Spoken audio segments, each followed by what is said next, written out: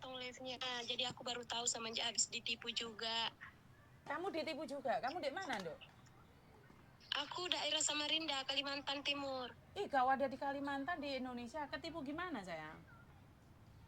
Nah, kemarin itu orangnya DM aku mau minta tolong dia nggak minta apa-apa, cuma dia mau minta tolong, mau dibantu dibayarkan karena penalti denda 4 bulan lah itu penaltinya. Tapi aku nggak tahu kenapa aku bisa kayak dihipnotis mau bantu orang itu. Terus? Nah, sama suami saya.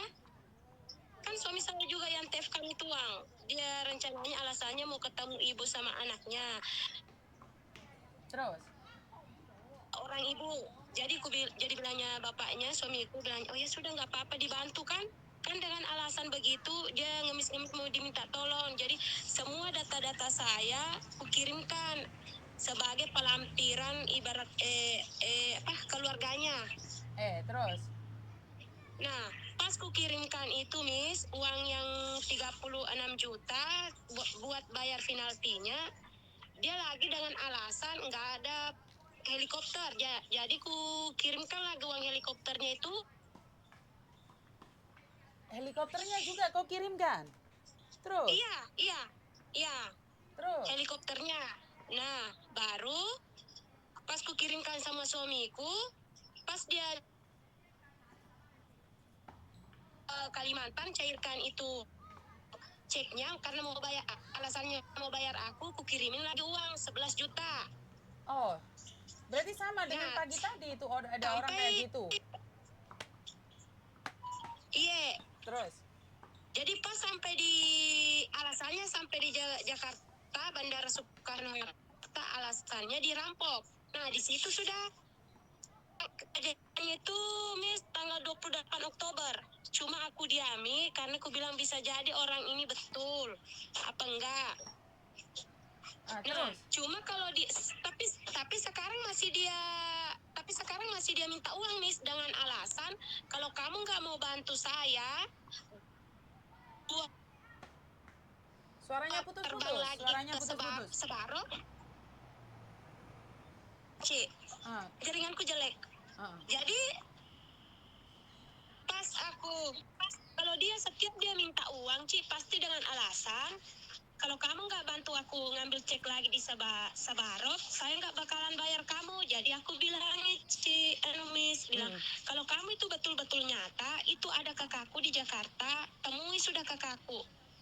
Jadi dia bantu kamu memang kalau kamu betul-betul dirampok di Bandara Soekarno-Hatta itu di Jakarta. Nah, dia banyak alasan, Ci, pokoknya banyak seribu alasannya dengan ini. Itulah alasannya kamera HP-nya perusahaan. Jadi aku diami aja, aku bilang jadi di orang dia juga nggak ngambil apa-apa dari cuma uang aja. Nah, pas kemarin-kemarinnya dia lagi, kan aku bilang ini bilangnya kalau nggak ada uang jangan hubungi saya. Jadi aku bilang kok bisa gitu. Jadi di sini sudah Miss aku curiga, bilang jangan-jangan ini penipu.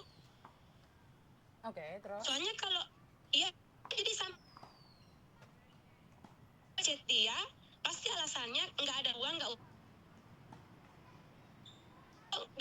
Ini kan masnya kan punya sangkutan sama saya, otomatis kalau memang masnya betul-betul saya mau bantu lagi ngambil itu ceknya. Kalau memang dulu ketemu sama kakakku, soalnya kakakku ini mumpung juga di Jakarta. Terus? Nah, jadi tapi dia nggak respon, Ci, sampai sekarang, tapi masih aktif. Setiap aku mau dia mau bilang orang kan takut juga aku, siapa tahu aku bilang aku menfitnah orang lain penipu, makanya aku nggak jadi alasannya tuh kalau mau minta uang sama saya dengan alasan ibu dan anak, tuh aku nggak bisa ketemu ibu sama anak, sedangkan saya, Miss, kalau masalah anak sama ibu maklum lah, hatiku ini sama suami kan.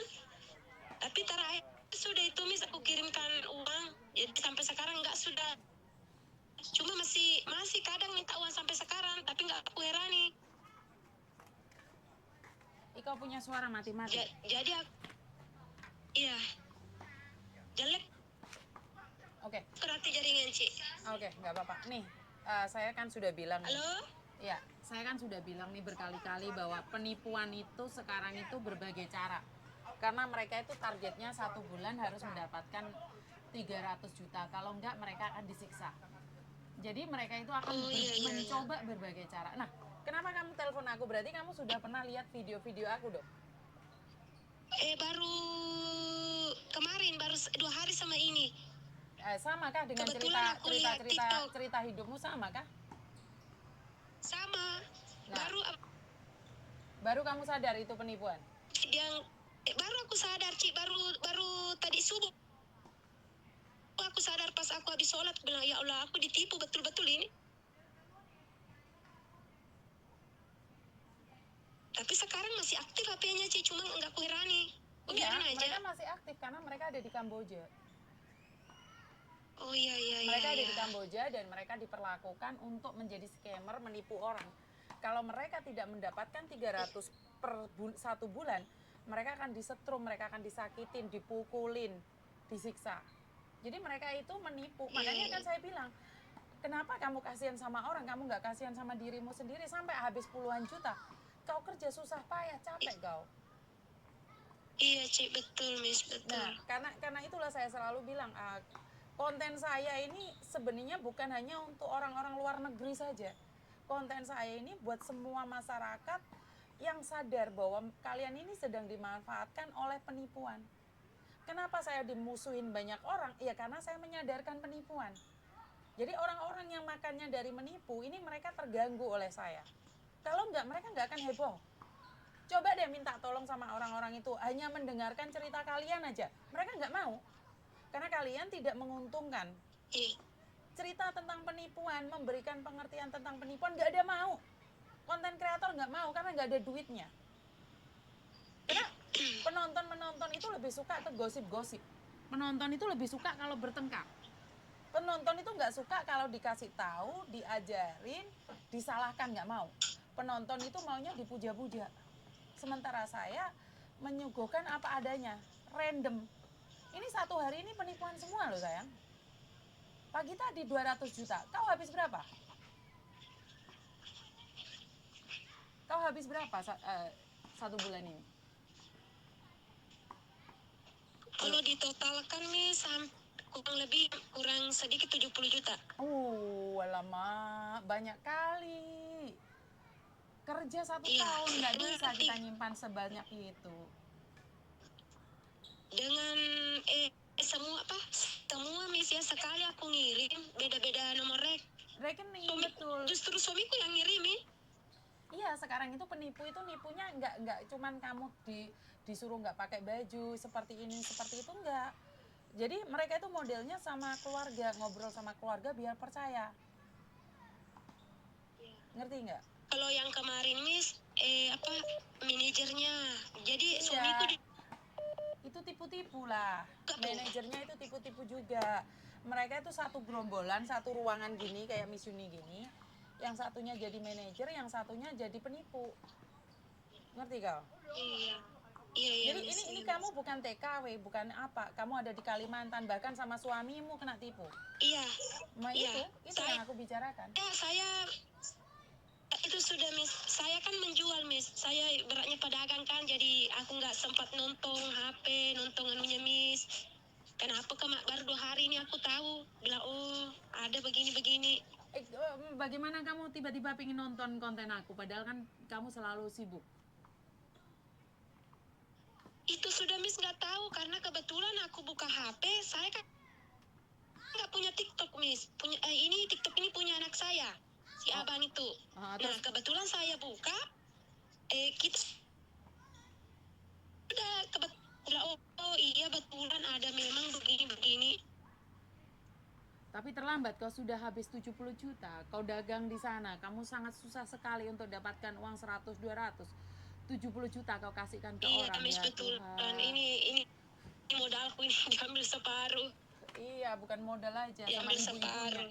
Nah, ditambah lagi mungkin kalau ada orang minta-minta sodako itu ditambahin ya. Mungkin Tuhan sedang bersihkan harta kau, mungkin Tuhan akan gantikan yang lebih banyak Iya. lagi. Tetap berpikiran Amin, positif. amin, Hati-hati amin. lain kali ya, jangan mudah percaya Iya, sama amin. orang ya. Iya, Miss. Iya, Miss. Heeh. Terima kasih banyak. Iya, pasti Tuhan berikan Miss, ya. sesuatu. Karena itu Tuhan sedang mengurangin hartamu, Tuhan sedang sediakan. Tetap semangat jualan, mungkin setelah ini lebih baik lagi. Dan ingat, Amin. jangan lupa kalau ada orang meminta-minta itu lebih baik dikasih. Jangan, kan kadang-kadang ada orang jalan minta uang, ya kasihlah kau Iya. 1.000, Iya, iya, berapa, terserah, nggak iya. masalah ya. Amin, amin. Semoga Iya. Tuhan ganti kau punya kehidupan yang lebih baik lagi. Amin. Terima Amin. kasih, terima kasih. Iya. Teman-teman, ini yang ingin saya sampaikan. Penipuan bukan hanya ada di Singapura, di Taiwan, di Hong Kong, di Brunei, dimanapun ada, di Arab Saudi juga ada. Modelnya tidak jauh beda. Mereka sudah mengupgrade, tapi percayalah, penipu-penipu itu juga ada yang lagi nonton di media sosial saya. Ada yang mereka nonton silent, diem aja mengikuti perkembangan, karena mereka tahu nih penipunya pasti telepon saya. Dan dari beberapa orang yang sudah insaf, sudah pulang Indonesia, nggak ada Mbak Puanas, yang sudah insaf, mereka bilang, Miss Yuni sebenarnya kami tuh nangis saat saat mendengar cerita-cerita yang Miss Yuni angkat itu. Tapi kami bekerja Miss Yuni, kami butuh uang. Kalau tidak kami disiksa. Nah, dari situlah saya berpikir bahwa nggak ada cara lain selain saya menyadarkan kalian. Saya nggak ada cara lain selain saya mengingatkan kalian. Nggak usah membantu orang yang tidak kita kenal dengan alasan apapun. Bener kan? 250, bener Mbak. Karena itu saya selalu ingatkan bahwa ini nyata, apa yang saya sampaikan itu nyata. Nggak ada tipu-tipu, semuanya itu ada dan nyata. Kamu boleh percaya, boleh tidak, tergantung dari kamu. Dan tidak ada di konten saya memaksa. Karena itu saya ingin nih, bukan hanya saya saja. Sebagai konten kreator, harusnya kita bekerja sama nih. Kamu punya follower banyak, memberikan edukasi tentang scammer-scammer seperti ini. Jadi kita jangan hanya berfokus pada sensasi-sensasi yang menghasilkan uang. Karena kalau kita sudah merupiahkan kerja kita, pertolongan kita, bagaimana dengan orang-orang yang tidak memiliki value untuk naik? Percayalah, Tuhan akan gantikan. Jadi ini buat konten-konten kreator mungkin semangat ya, memberikan edukasi lebih lagi. Mungkin tidak ada bayarannya ya, mungkin konten ini tidak banyak yang akan nonton, tapi percayalah Tuhan akan gantikan lebih. Itu aja prinsip saya ya. Jadi saya cuma meminta buat teman-teman sesama konten kreator untuk saling memberikan dukungan untuk mengedukasi yang lain.